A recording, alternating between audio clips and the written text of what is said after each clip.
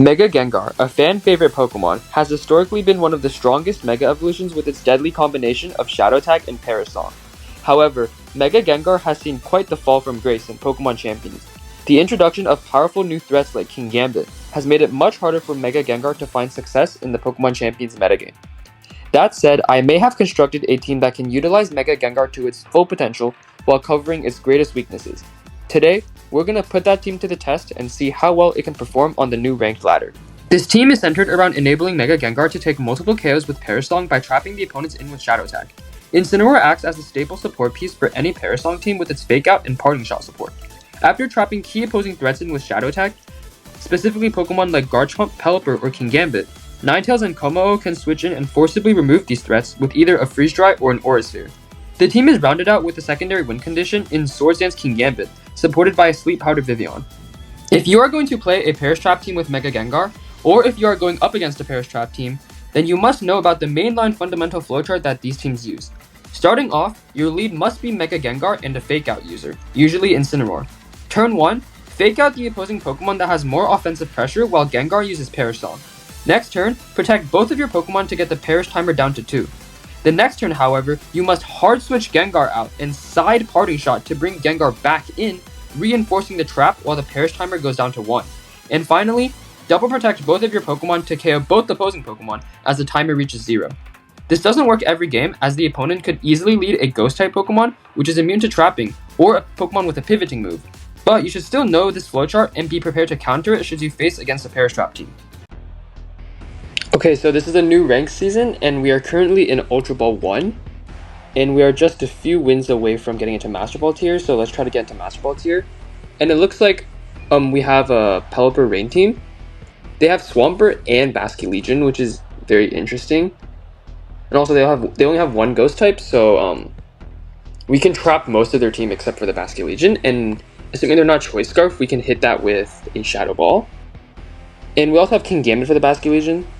So, I'm not worried about the Basket Legion, so I think this is a game where we can try to do the trapping strategy, although I am worried about the rain.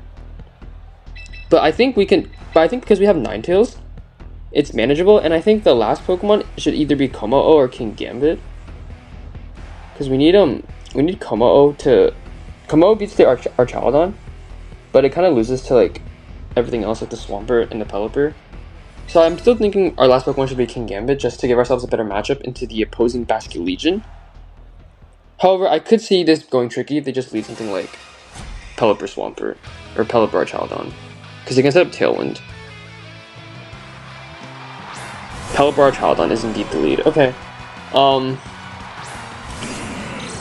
Well, I mean, they can just Electroshot Weather Ball us, and we can only stop one of them. So, I mean, it's just better to fake out the Arch or fake out the Pelipper. Or we could just go for Mega Protect.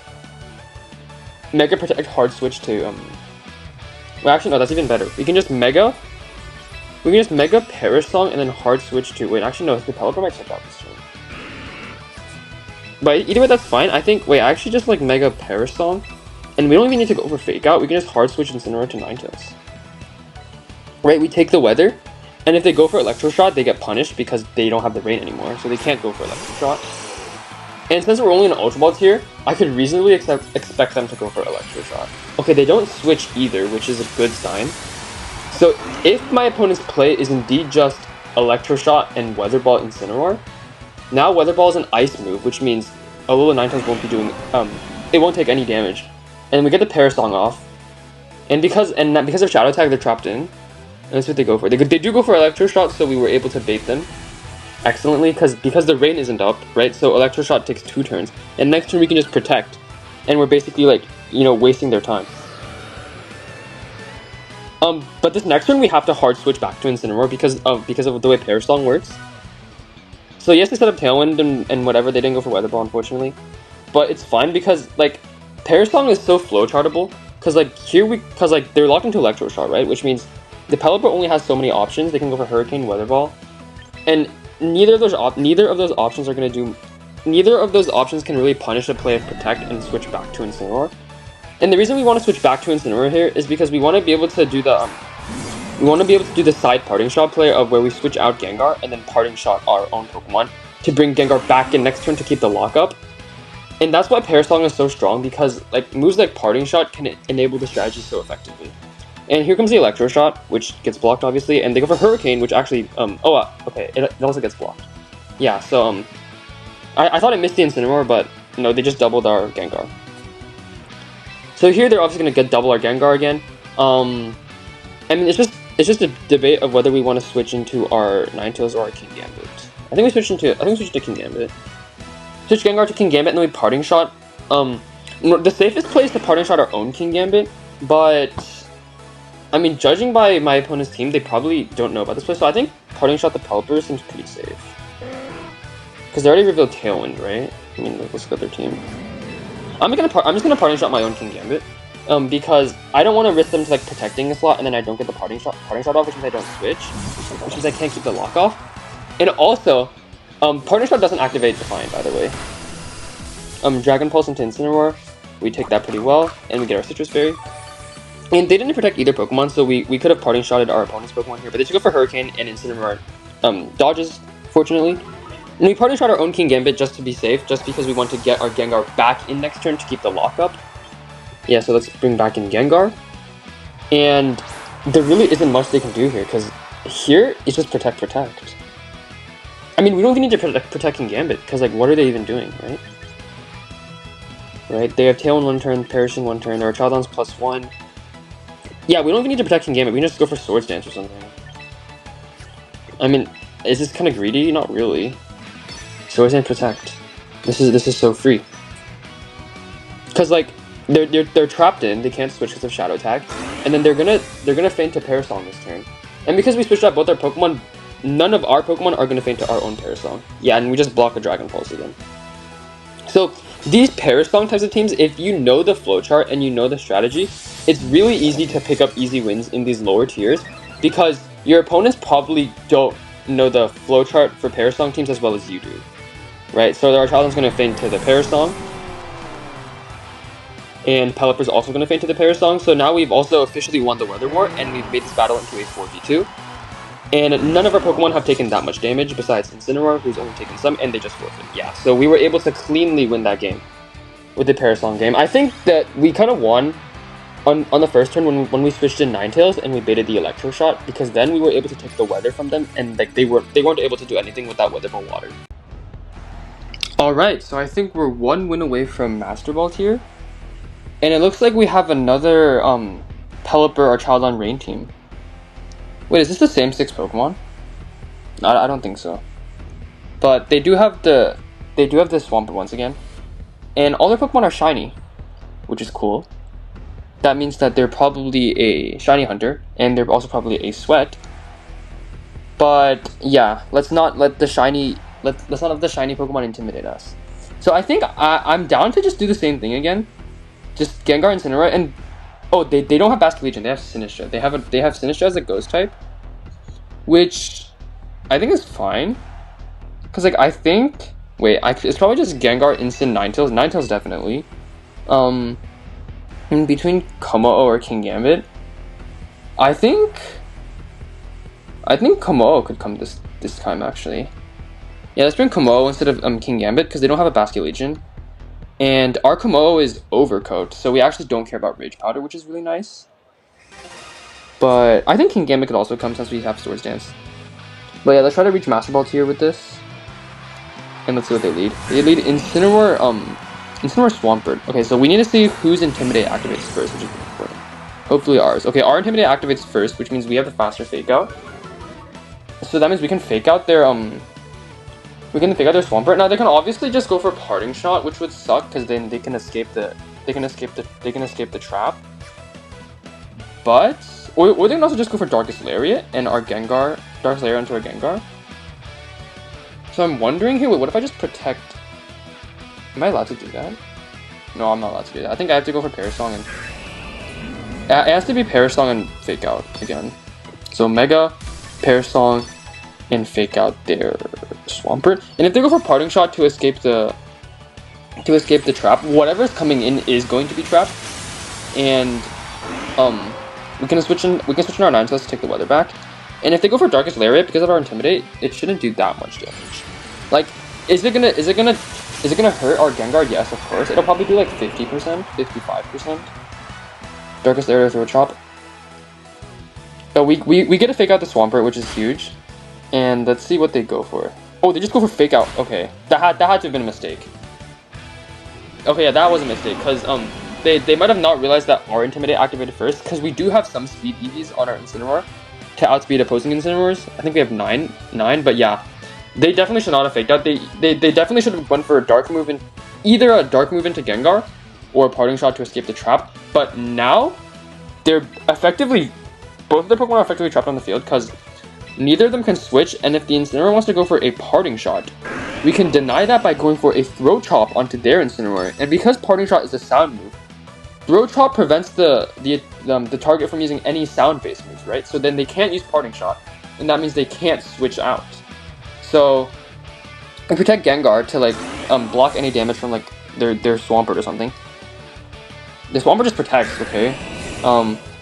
I don't think my opponent is a very experienced player, but we get to throw chop their Incineroar, and if they decide to go for parting shot there, which they most likely will, let's see. Yep, the effect of throw chop prevents the opposing Pokemon from using certain moves. That definitely means that they went for parting shot. And because parting shot is a sound-based move, throw chop is able to stop that, which is why throw chop on Incineroar in this team is so huge. And now once again we can just go for the switch and then parting shot our own guy play. Or I think I can parting shot. I don't have to parting shot my own Pokemon here because I can parting shot the Incineroar since the Incineroar reasonably doesn't have protect. So I'm wondering if I should just switch to Kommo-o and then parting shot their Incineroar. Right, because like they literally can't punish this. Because at the end of this turn, Gengar will be back on the field. And then next turn we can just double protect again. They go for Earthquake, so they're hitting their own Pokemon as well. Okay, it does 50% to our Incineroar, but it doesn't matter, we have Sitrus Berry. And it did really minimal damage to our Kommo-o. And unless they go for like Throw Chop or something, yeah, but we just parting shot first. And now we can bring Gengar back into the field. We can bring Gengar back into the field and reinforce the Shadow Tag. So now their Pokemon are literally trapped. Because their Incineroar still can't use parting shot. And they go for Flare Blitz with our Kommo-o, which doesn't do like any damage. And this turn is the freest double protect ever. So as you guys can see, if you're like an Ultra Ball tier or like lower than that, if you use this Perish Song team, you can basically flowchart the win like really easily, because like your opponents they don't know what's coming, like they just don't expect it. So this type of team is really effective in low ladder. That's not to say that this type of team won't work in high ladder. It's just that your opponents will probably be more experienced and that they probably know what you're pulling. So you will need to like switch around your strategies. They're going for another Earthquake, so they're just killing their own Incineroar. Are they a bot? There's no way they're a bot, right? Their whole team is shiny. There's no way they're a bot. But why would you just Earthquake your own Pokemon like that? That's so body. But yeah, Parasong goes kills the Swampert, and once again it's a 4v2, and they just forfeit. Okay, so they're not a bot. So I think we should be in Master Ball tier after this. Now we were able to win 2 games just with Parasong alone, and yeah, that just goes to show you the strength of Parasong. And there you go, Master Ball tier 4. So yeah, just like that, we were able to climb to Master Ball.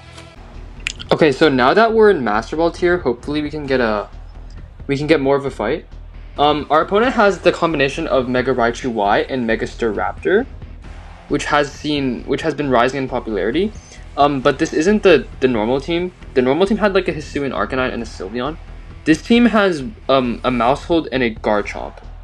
So right off the bat, they have 0 Ghost types, which means everything can be trapped, with the exception of Raichu if it has Volt Switch, but usually it does. Usually they don't. So let's just assume everything can be trapped by Shadow Tag. So I reasonably could go for the Shadow Tag strategy again. However, they do have Fergraph on the team, which means I can't fake out their Pokemon freely. Like I can just go for a fake out Parasong. I still think the Parastrong strategy is still the way. I'm wondering if I bring Vivillon, cause if I bring Vivillon, I can go for like Sleep Powder into some Pokemon. Well, actually, wait, hold on. Let me think this through. Cause they can. Okay, I'm just gonna lead Incineroar and then probably Ninetales again. And okay, I'm running out of time. That's probably just King Gambit for the Fur Graph. But yeah, I'm just gonna do the same thing again, like I did, cause like, I mean, it'll probably work out, but we'll see here. Cause like all their Pokemon can be trapped, right? Okay, let's see what they lead. They lead Mousehold, Raichu. Okay, this is very interesting. So they can go for Zap Cannon into our Gengar. They can't pivot out here. I'm wondering if the Mousehold has Population Bomb, right? Because even if it is, we at least intimidated it. So I think here, I mean, unless the Mousehold has like something weird, like I don't know, but I think here it can just be a Mega Parasong and fake out probably the Raichu to prevent it from going. Like they could fake out and Pop Bomb our Incineroar, which would be bad, or fake out Super Fang our Incineroar. But I think I can just fake out their Raichu, and like it should be fine. I don't see it going super badly for us on this turn, because like by going for fake out into their Raichu, unless they. Okay, but they didn't switch into Fur Graph. I kind of forgot about Fur Graph there. But they didn't switch into Fur Graph, which means that they will not be getting a Zap Cannon or a Focus Blast off this turn. And the most they can do this turn is probably like a Fake Out into our Incineroar and like something else. There's Fake Out. Let's see what the Mousehold goes for. Does Mousehold get Taunt? Oh my god, I spoke it into existence. Okay. Why did I speak that into existence? I just remembered that Mousehold is if Mousehold is trained max speed, it's faster than our Gengar, and it has Taunt. I just remembered that. That's bad. Okay, yeah. I spoke too early. Yeah, that was one way they could shut us down. I forgot Mousehold is faster than Gengar. Okay, yeah, and that Mousehold learns Taunt, but I think it's fine because we can just go for like Sludge Bomb, right? Like let's just Sludge Bomb the Raichu and let's say they can go for Zap Cannon, they can go for Focus Blast, they can go for anything really. I mean, we just need to get rid of this Raichu, right? If we can clear this Raichu, then King Gambit goes nuts. I'm just gonna double the Raichu with Throat Chop. I mean, I don't really know if this is correct. They go for Zap Cannon, so we're gonna have to eat a Zap Cannon, unfortunately. And but we should be able to kill the Raichu this turn at least. Population Bomb, yeah. So they will get 10 hit. Wait, that means they're the Wide Lens and they're the Taunt. Oh wait. Okay, they're not Wide Lens, that means, since they missed. They only had 2. And we get a Throat Chop off into their Raichu, which is 50%. And Sludge Bomb should kill this. Should kill this Raichu. Yeah, so we get rid of Raichu. And now King Gambit in the back looks really good. Even though we weren't able to get off Parasong, I think King Gambit should be winning this game, right? Okay, they switch into Garchomp, which is completely fine because we still have Ninetales for Garchomp. So our Gengar's paralyzed, but I'm wondering if I should just hard switch on Incineroar, because I think Gengar has to be sacrificed this turn. Right, so I can just do whatever with Gengar, just Shadow Ball, I guess. And then, for Incineroar, I think I want to Parting Shot the Garchomp, and even if they go for, like, an Earthquake Population Bomb, which would do a lot of damage, next one I can get 2 free switches. So I'm just gonna Parting Shot the Garchomp and say this is fine. They go for Population Bomb again. It's just doing minimal damage. 3, 4, 5, 6 procs of Sitrus Berry. 7, 8, 9. They get a crit. That probably puts us in Earthquake range. 10. Okay, yeah, so they get the max 10 hits. They're probably going for Earthquake. Or just Stomping Tantrum. Okay. So then, yeah, they didn't want to go for Earthquake because they didn't want to hit their own guy. But now we get a Parting Shot off, and we can Parting Shot into Ninetales. And we're putting on a lot of pressure with Ninetales. And their Life Orb, so good to know. Parting Shot into their Garchomp, and we can switch a Ninetales here.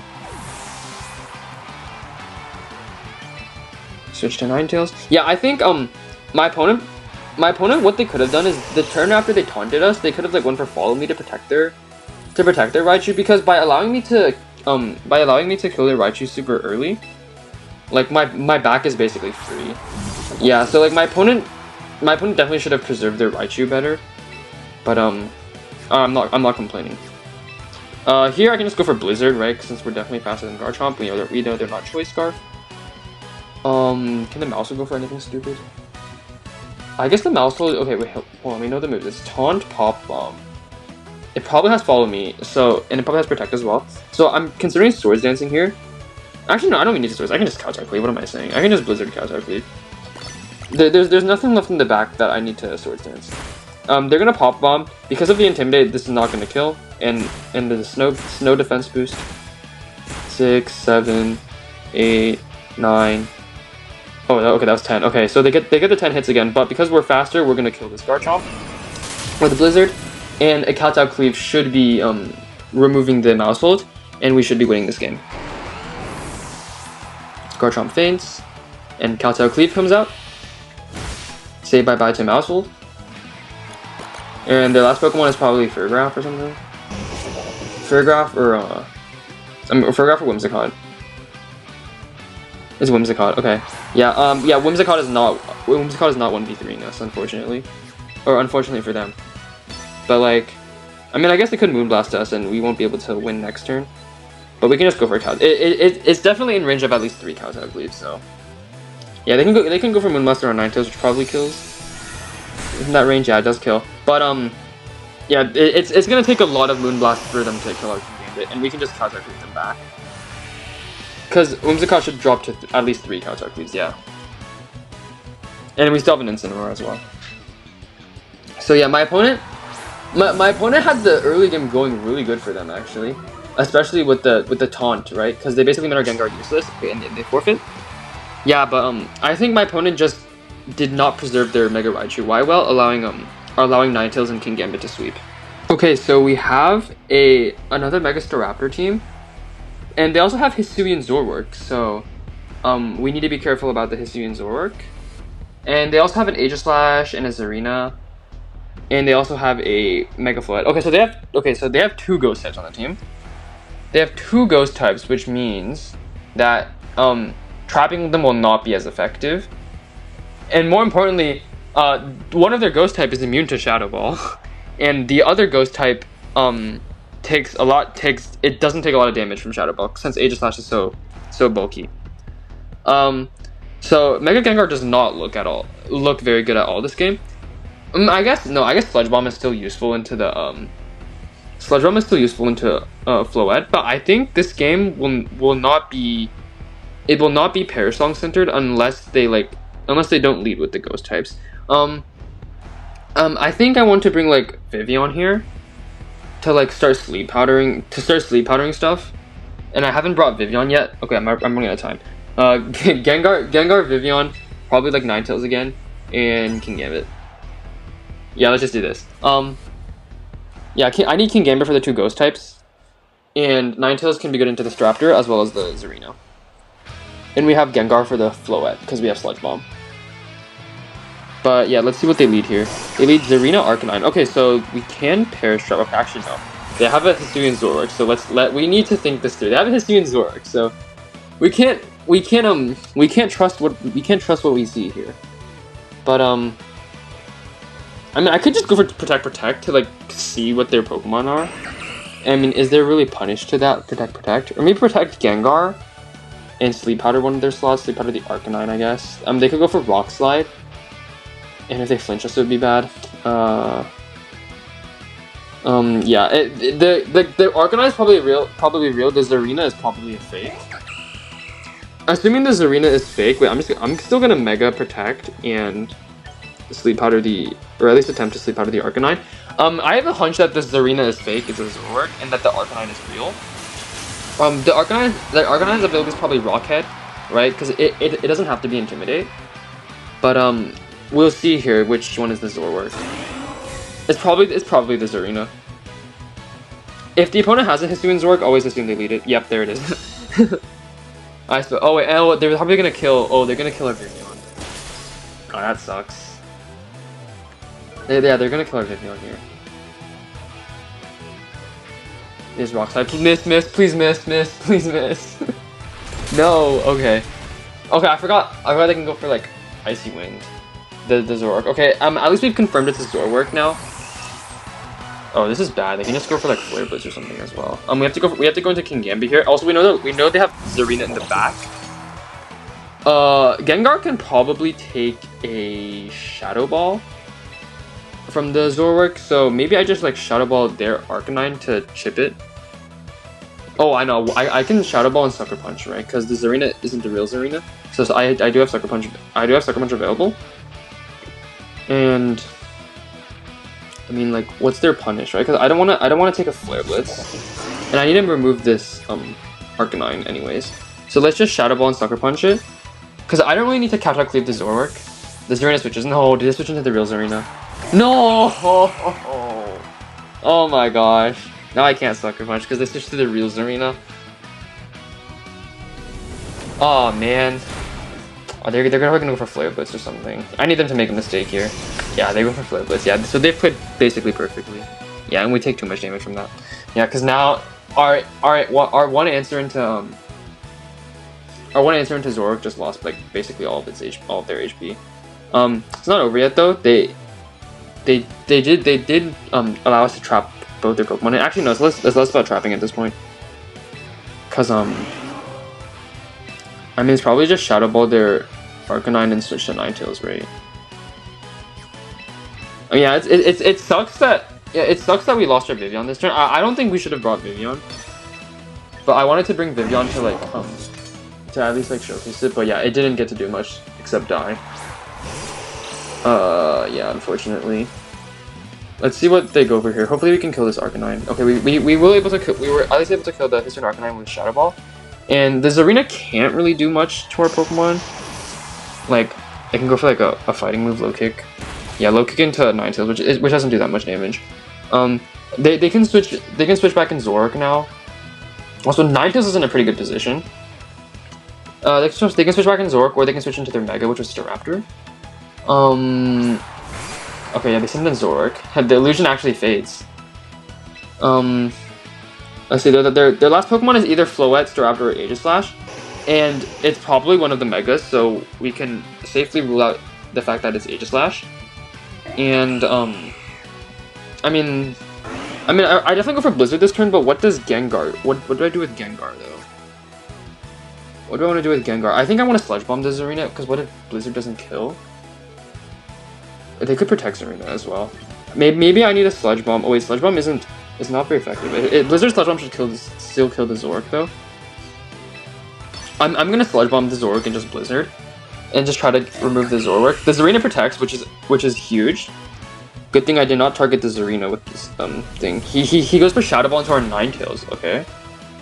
We're gonna survive that, and we're gonna get a Blizzard off. And Blizzard Sludge Bomb should kill this Hisuian Zoroark. Yeah, good thing I targeted the Zoroark.